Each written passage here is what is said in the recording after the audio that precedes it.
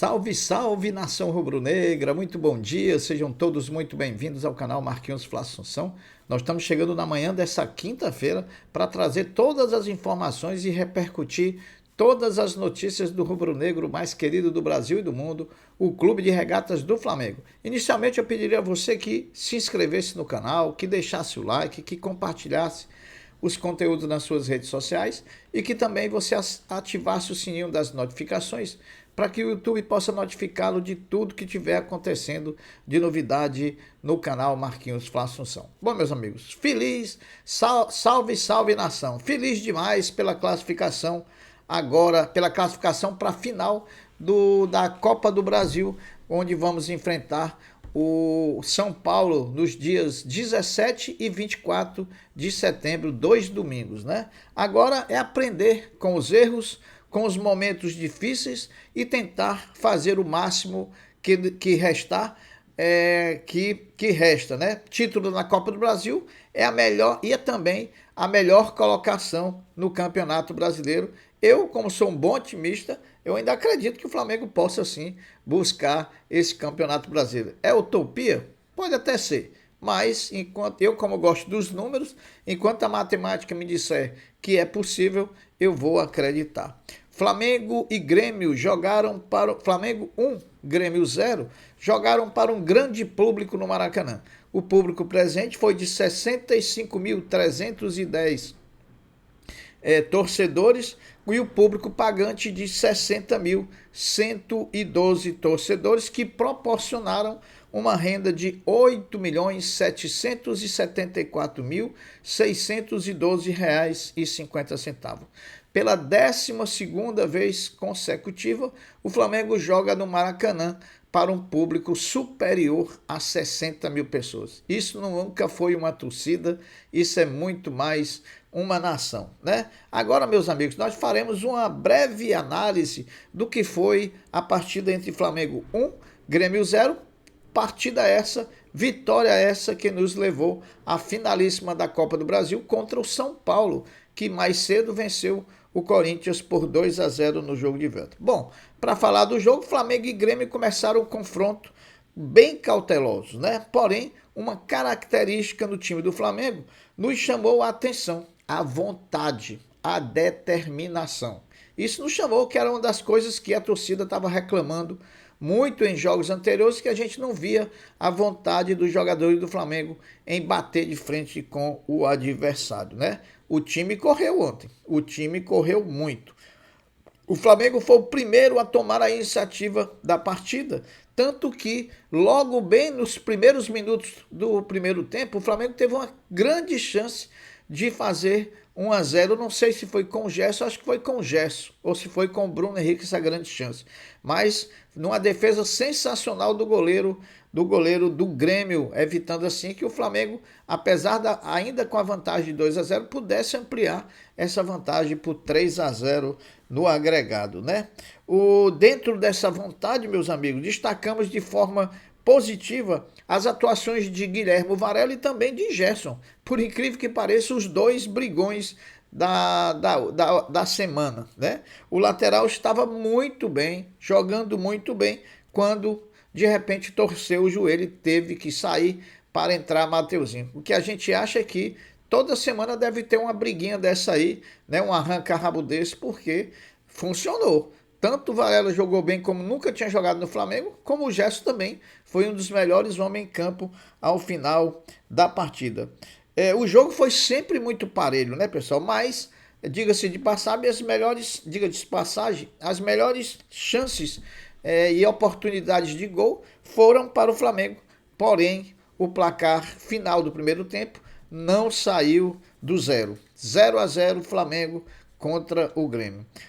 Outro jogador que nós não podemos deixar de mencionar aqui como destaque foi nada mais nada menos do que Eric Pulgar, o chileno Eric Pulgar, da seleção chilena, que não jogava pelo Flamengo uma partida oficial há mais de 45 dias. O chileno, mesmo depois de muito tempo sem jogar, sem participar de uma partida oficial, desfilou sua categoria, sua elegância e também o seu desempenho no acerto dos passes, pecando em algumas situações tudo muito tranquilo, tudo muito natural, muito mais por força da falta do ritmo de jogo e também do tempo de bola do que qualquer outra coisa. Então, nossos parabéns aqui para Eric Pulgar, que voltou e voltou muito bem. Quando ele entrar em forma, ele vai entregar muito mais ao time do Flamengo. Trouxe a categoria e a elegância ao meio-campo do Flamengo.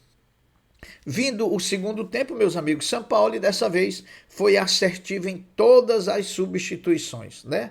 Que fez diferente da maioria das vezes que ele realizou algumas substituições. E pela segunda vez consecutiva ele tirou o Gabigol do jogo, que mais uma vez não se ouve muito bem. No segundo tempo, o Flamengo conseguiu seu gol que decretou a vitória diante do Grêmio, através de um pênalti, né, em que o zagueiro do Grêmio colocou a mão da bola. Quem bateu o pênalti foi De Arrascaeta, com toda a categoria que Deus lhe permitiu, e fez assim o placar de 1-0, placar definitivo e resultado da partida, né, meus amigos?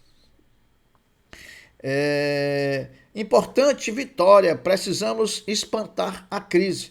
Isso não quer dizer que vamos jogar para debaixo do tapete todos os problemas e também todas as confusões que antecederam a essa partida. Estamos na final da Copa do Brasil para enfrentar o São Paulo pelo segundo ano consecutivo que nós estamos lá disputando esse campeonato. É a busca do pentacampeonato da competição.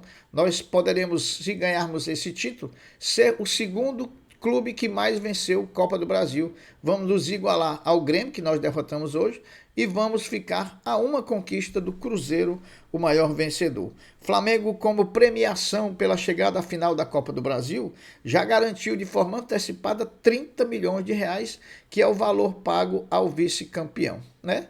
Então, se por acaso o Flamengo conseguir o título, o Flamengo vai agregar ainda mais a esse valor de 30 milhões, 48 milhões, perfazendo um total de 78 milhões de reais. Bom, meus amigos, vamos à notícia, que tem muita notícia.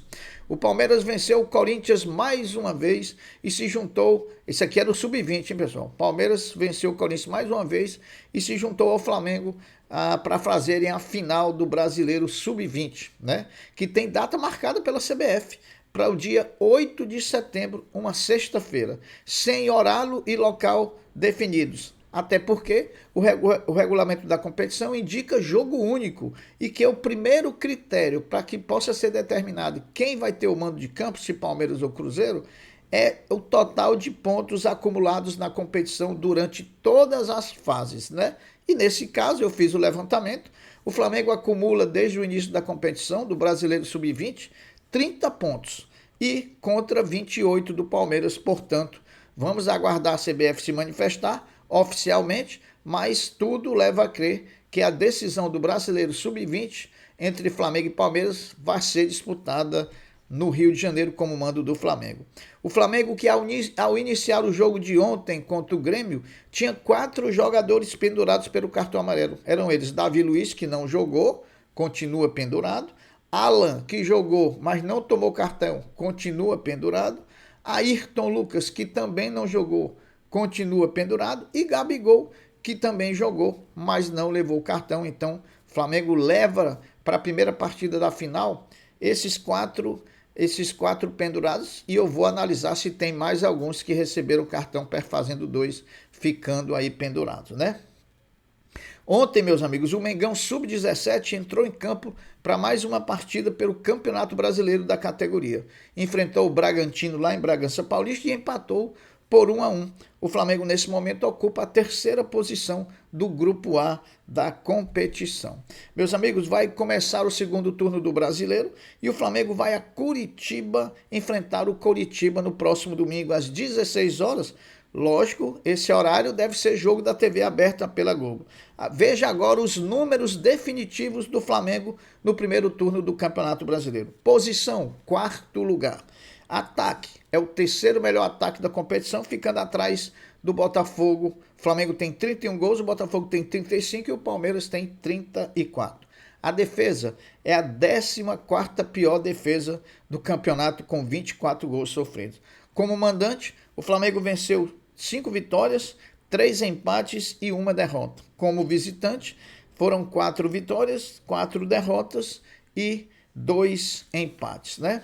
O Flamengo Futebol Feminino, meus amigos, fez ontem seu terceiro e último amistoso em solo europeu, mais precisamente na Espanha, onde enfrentou o Real Madrid B e perdeu por 3-2. O saldo da temporada europeia, em 3 jogos, o Flamengo teve 1 vitória, 1 empate e 1 derrota. Flamengo e Fluminense, olha a notícia importante, Flamengo e Fluminense conseguiram na justiça caçar a liminar que permitiu o Vasco jogar no Maracanã no próximo domingo, dia 20, contra o Atlético Mineiro.